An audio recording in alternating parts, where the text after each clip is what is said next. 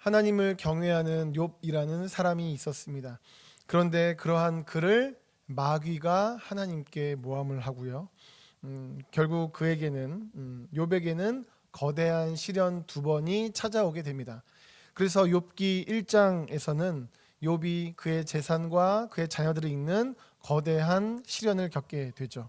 하지만 그러한 상황 속에서도 욥은 하나님을 원망하지 않았죠. 욥기 1장 21절 22절입니다. 이르되 내가 모태에서 알몸으로 나왔은즉 또한 알몸이 그리로 돌아가올지라 주신 이도 여호와시오 거두신 이도 여호와시오니 여호와의 이름이 찬송을 받으실지이다 하고 이 모든 일에 욥이 범죄하지 아니하고 하나님을 향하여 원망하지 아니하니라. 아멘. 재산과 자녀를 잃는 그러한 거대한 고통 속에서도 욥은 하나님께 원망하지 않았습니다. 범죄하지 않았습니다. 이후 욥기 2장에서는 그의 몸에 질병이 오게 됩니다. 또 다른 큰 시련이 찾아옵니다. 재산과 자녀를 잃었는데 자기 몸에 병까지 걸린 것이죠. 이것을 지켜보던 그의 아내는 이렇게 말을 합니다.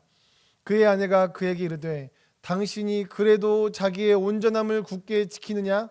하나님을 욕하고 죽으라.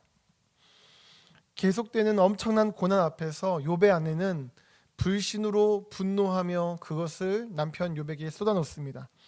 이렇게 인간적인 감정으로 옆에 사람이 흔들고 있음에도 불구하고 욥은 하나님께 죄를 짓지 않았습니다. 10절입니다. 그가 이르되 그대의 말이 한 어리석은 여자의 말 같도다. 우리가 하나님께 복을 받았은즉 화도 받지 아니하겠느냐 하고 이 모든 일에 욥이 입술로 범죄하지 아니하니라. 아멘. 이와 같이 욥은 깊은 고난 속에서도 입술로 죄를 범하지 않았습니다. 하나님을 향한 믿음을 흔들리지 않았습니다. 그런데요, 이제 이어지는 욥기 3장에서는 욥이 자신의 출생을 저주합니다. 자신이 태어난 날 그 시를 저주하면서 괴로워합니다. 지금까지 흔들리지 않는 믿음으로 하나님을 경외했었던 욥이었지만 그렇다고 해서 계속해서 이어지던 끔찍한 고난들이 쉬운 일은 아니었기 때문입니다. 그래서 그는 계속되는 깊은 고난 속에서 괴로워했던 것이죠. 이렇게까지가 욥기 1장부터 3장까지의 내용이었습니다. 그러면서 이어지는 욥기 4장부터 27장까지는 욥과 욥의 세 친구의 논쟁이 나옵니다. 오늘 본문은 그 중에서 엘리바스라는 친구가 욥을 판단하고 정죄하는 말씀 내용입니다. 7절 보시면 생각하여 보라 죄 없이 망한 자가 누구인가 정직한 자의 끊어짐이 어디 있는가 라고 합니다. 엘리바스는 욥에게 생각해 보라고 합니다. 생각해 볼 내용이 무엇입니까? 첫 번째, 죄 없이 망한 자가 누구인가 라고 말합니다. 이것은요 수사 의문문으로서 결국은 죄 없는 사람은 망하지 않는다 라고 말하고 있는 겁니다. 죄 없는 사람은 망하지 않는다 라고 한 거예요. 잘못이 없으니 망하지 않는다라고 한 것이죠. 또한 두 번째로는 무엇을 생각해 보라고 합니까? 정직한 자의 끊어짐이 어디 있는가? 이것도 첫 번째 문장과 마찬가지입니다.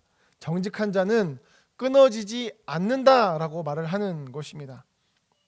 이처럼 엘리바스는 죄 없는 사람은 정직한 사람은 끊어짐이 없다, 망하지 않는다, 고난이 없다라고 말을 합니다. 이것은 잘못이 없는 사람은 잘못, 즉 고난을 겪지 않는다라는 의미로서 만약에 고난을 겪는다면 그것은 그럴 만한 이유가 있겠지, 고난을 겪는다면 그럴 만한 잘못이 있었겠지 라는 말을 지금 엘리바스는 하고 있는 것이죠. 그래서 그는 이어지는 8절에서 이렇게 말합니다. 내가 보건대 악을 밭갈고 독을 뿌리는 자는 그대로 거두나니 라고 말합니다. 뿌린 대로 거둔다, 인과응보를 말하고 있습니다. 그렇습니다. 이처럼 엘리바스는 인과응보의 원리를 말하면서 자기가 행한 대로 거둘 것이라고 말을 합니다. 그런데 지금 이 말을 엘리바스가 누구에게 하고 있습니까? 욥에게 하고 있습니다. 욥은 어떤 상황이죠? 고난을 받는 상황입니다. 고난을 받는 욥에게 하는 말이 무엇입니까? 생각해봐라. 고난이 있다면 그럴 만한 이유가 있다. 죄 없는 사람 고난 없어. 정직한 사람 고난 없어. 너 지금 고난 있지? 너 지금 뭔가 잘못했기 때문에 이러한 고난이 있는 거야 라고 하면서 욥에게 너가 죄가 있기 때문에 이러한 고난이 있다라고 그를 판단하고 정죄하고 있는 상황인 것이죠. 그런데요, 다들 잘 아시는 것처럼 욥이 지금 무슨 죄를 저질러서 이 끔찍한 고난들을 연이어서 받고 있는 것입니까? 그렇지 않죠. 성경은 그가 온전하고 정직하여 악에서 떠난 자라고 말씀했습니다. 우스 땅에서 욥이라 불리는 사람이 있었는데 그 사람은 온전하고 정직하여 하나님을 경외하며 악에서 떠난 자더라. 욥기 1장 1절입니다. 그러니까 이와 같이 욥은 온전하고 정직하고 하나님을 경외하여 악에서 떠났다라고 합니다. 무슨 죄를 짓고 있다라고 말씀하고 있지 않다라는 것이죠. 욥은 사탄의 시험으로 고난받고 있는 중입니다. 우리는 그것을 욥기 1장에서 봤죠. 그렇게 오늘 본문에서 보여지는 엘리바스의 욥을 향한 판단은 이거 잘못됐구나라는 것을 알 수 있겠습니다. 이처럼 우리는 함부로 다른 누군가나 다른 어떤 것을 판단해서는 안 됩니다. 그 이유는 오늘 본문에서 볼 수 있듯이 모든 만물을 운행하시는 하나님의 뜻, 이 천상계에서 일어나는 일들을 사람은 다 알 수 없기 때문입니다. 엘리바스는 몰랐죠. 하나님과 마귀 사이에 어떤 일이 있었는지. 그렇기 때문에 엘리바스의 인간적인 생각으로는 죄 없는 사람은 고난받을 리가 없는데 욥아 너가 죄를 졌으니까 그에 대한 대가를 지금 치르고 있는 거야 라고 판단했지만 그러한 엘리바스의 판단은 성급했고 잘못했다는 것입니다. 왜냐하면 모든 만물을 운행하시는 하나님의 모든 뜻을 그는 몰랐기 때문입니다. 사람은 다 그렇죠. 시편 147편 5절입니다. 우리 주는 위대하시며 능력이 많으시며 그의 지혜가 무궁하시도다. 하나님의 지혜는 무궁하십니다. 위대하십니다. 능력이 많으십니다. 우리는 그렇지 않습니다. 그래서 다 알 수 없죠. 로마서 11장 33절 말씀입니다. 깊도다 하나님의 지혜와 지식의 풍성하며 그의 판단은 헤아리지 못할 것이며 그의 길은 찾지 못할 것이로다. 아멘. 하나님의 지혜와 지식이 풍성하고 깊기 때문에 우리의 인간적인 생각으로는 그의 판단을 헤아리지 못하고 우리의 인간적인 생각으로는 그의 길을 찾지 못한다. 성경은 우리에게 말씀하고 있습니다. 그러므로 하나님의 모든 뜻을 우리가 알 수 없고 하나님의 길을 우리가 인간적으로는요 알 수가 없기 때문에 하나님께서 다른 이에게, 예를 들어서 엘리바스 입장에서는 하나님께서 욥에게 행하시는 일들을 엘리바스는 다 알 수 없었다라는 것이죠. 우리도 마찬가지입니다. 우리가 다른 이들의 인생 가운데 하나님이 행하시는 일들에 대해서 우리는 다 알 수가 없습니다. 하나님의 일하심과 역사하심은 위대하시고 우리는 그의 길을 찾을 수가 없는 연약한 존재입니다. 그래서 욥기 후반부에서 이렇게 욥이 사람의 생각으로는 이해할 수 없는 고통을 받는 이 욥기가 욥기 후반부에서 하나님께서 등장하셨을 때는 어떤 말씀을 하셨습니까? 사람의 무지함과 하나님의 위대하심을 하나님께서 선포하십니다. 욥기 38장 1절부터 4절까지 말씀입니다. 그때 여호와께서 폭풍우 가운데에서 욥에게 말씀하여 이르시되 무지한 말로 생각을 어둡게 한 자가 누구냐? 너는 대장부처럼 허리를 묶고 내가 너에게 묻는 것을 대답할지니라. 내가 땅에 기초를 놓을 때에 너가 어디 있었느냐? 너가 깨달아 알았거든 말할지니라. 하나님께서 땅에 기초를 세우실 때 그 어떤 사람도 이 땅에 존재하지 않았죠. 존재성 자체가 하늘과 땅 그 이상으로 하나님과 우리는 차이가 납니다. 그렇기 때문에 하나님의 역사하심 사람이 다 알 수가 없습니다. 함부로 판단하려 한다면 그것은 무지한 말로 생각을 어둡게 할 뿐입니다. 이렇게 우리는 하나님의 일하심을 인간적으로 다 이해할 수가 없습니다. 그렇기에 어떤 누군가를 향해요, 아무리 그 사람이 나와 가까운 친구라고 할지라도 가까운 사람이어서 가까운 가족이라 할지라도 그 인생을 향하신 하나님의 뜻을 우리는 다 알 수 없습니다. 그러므로 본문의 엘리바스와 같이 부족한 우리의 지식으로 생각으로 함부로 판단해서는 안 됩니다.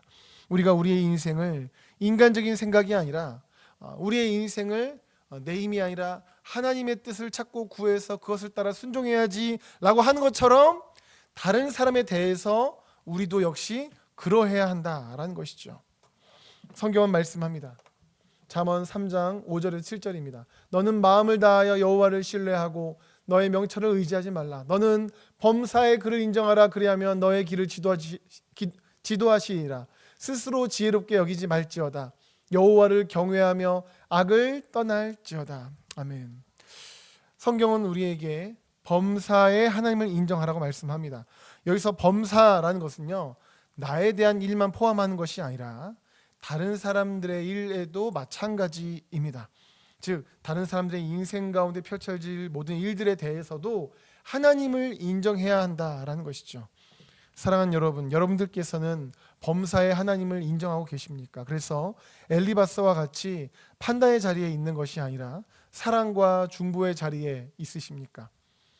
그런데요, 사실 이렇게 어떤 누군가를 향한 하나님의 뜻을 인간적으로는 다 이해할 수 없기에 우리가 판단해서는 안 된다라는 것은요, 우리가 다른 사람에게만 적용할 것이 아니라 우리 자신들에게도 마찬가지로 적용할 수 있어야 됩니다. 그래서요, 판단을 받는 대상이 다른 사람이 아니라 나가 되었을 때에도 우리는 인간적인 마음으로 분노하거나 혹은 인간적으로 좌절해서는 안 됩니다. 왜냐하면 나를 향한 하나님의 모든 뜻은 다른 사람도 모르고 사실은 나도 인간적으로 모르기 때문입니다. 그러므로 우리가 다른 사람들한테 내가 판단을 받는 상황이 되었을 때에도 우리는 할 것이 마음을 다하여 여호와를 신뢰하고 우리의 명철을 의지하지 않고 하나님을 인정하며 스스로의 지혜를 따라 이리저리 결정하지 않고 오직 하나님을 경외하기에 힘써야 한다라는 것입니다. 그럴 때 우리는 우리를 지도하시는 하나님의 은혜와 능력을 누리게 될 것입니다. 그렇게 하나님을 전적으로 인정함으로 내 자신이 다른 사람들에게 판단받는 그 상황 속에서도 인간적으로 어떻게 하는 것이 아니라 인간적인 방법, 지혜, 정치적인 그런 방법들이 아니라 말씀과 기도로 하나님의 뜻을 구하고 하나님을 경외하며 나아갈 때에 우리에게 죄가 있다면, 그렇다면 그것을 깨닫게 하셔서 회개의 은혜를 주실 것이고요, 그게 아니라 견디며 훈련받아야 할 고난이라면 그것을 또한 감당할 힘과 능력을 주실 것입니다. 싱가포르의 믿음 침례교회를 담임하는 로렌스 콩 목사님의 교회가 처음에는 성도 한 300분 정도가 같이 모여서 그 교회가 시작되었다라고 합니다. 그런데 무슨 이유에서인지 한 주 한 주 성도님들이 계속 떠나시는 겁니다. 그래서 목사님의 마음이 굉장히 힘드셨다라고 해요. 그러면서 동시에 여기저기서 이 떠나는 이들에게 목사님을 비난하는 그런 소리들이 들렸다라고 합니다. 그래서 목사님께서 굉장히 깊이 회개하면서 혼자 말씀을 읽으시던 어느 날, 그때 이제 일단 말씀이 마가복음 1장 9에서 11절 말씀이었습니다. 예수님께서 요단강에서 세례받고 올라오실 때에 성령이 비둘기같이 임하시고 하나님의 음성이 들리는 장면이죠. 그런데요, 그때 그 말씀을 통해서 하나님께서는 목사님에게 응답을 주시는 겁니다. 교인들이 떠나가느냐? 괜찮다 내 아들아, 내가 너를 사랑한다. 내가 너를 기뻐한다. 사람들이 너를 비난하고 책망하냐? 걱정하지 마라 내 아들아, 내가 너를 사랑하고 기뻐한다. 인간적으로는 이 마음이 아프고 비난을 받기에 괴롭고 슬픈 상황인데, 그 속에서 이 말씀 속에서 하나님께서는 위로와 응답을 목사님에게 주셨다라고 해요. 박정근 목사님은 이 보인의 책에서 이 일을 소개하시면서 이어서 이렇게 말씀합니다. 누구에게나 이 음성이 필요합니다. 사람들의 판단과 평가에 인생을 걸어서는 안 됩니다. 하나님이 나를 사랑하고 기뻐하신다는 언약의 음성을 들으면 우리는 비로소 찬송하고 감사할 수 있습니다. 많은 경우 많은 이들이 알게 모르게 다른 사람들의 평가와 판단을 받으며 살아가죠. 그리고 그것이 사람들에게 크고 작게 굉장히 많은 영향을 미치려고 합니다. 하지만 모든 것의 주인 되시는 분은 그 판단을 하고 평가를 하는 다른 누군가가 아니라 바로 우리 하나님이십니다. 하나님께서 모든 만물을 운행하고 계시고 우리의 인생도 이끌어가고 계십니다. 그렇기에 우리는 어떤 사람의 판단이 아니라 하나님의 판단, 즉 하나님의 말씀과 기도 응답을 찾고 구해야 될 줄 믿습니다.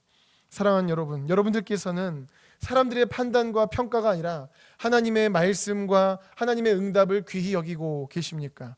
그래서 그 하나님의 인도하심을 날마다 따르고 계십니까? 주 앞에 가는 날까지 말씀과 기도로 살아가시는 여러분들 되시기를 예수님의 이름으로 축복합니다. 그래서 선하신 하나님의 뜻이 놀랍게 이루어지는 그러한 역사가 날마다 있기를 예수님의 이름으로 축복합니다.